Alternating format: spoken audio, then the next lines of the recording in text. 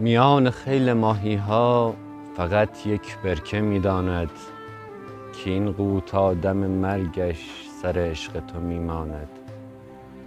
تمام عشق یک نجواست، یک ابراز آهسته، که قویی میرود تنها که رازش را بپوشاند. کران برکه را گشتم به دنبال نگاهی گرم، امان از سردی چشمی که قلبی را بسوزاند. نمیخوانم دگر شعری برای هیچ کس هرگز، که قو تنها بیاد عشق خود آواز میخواند.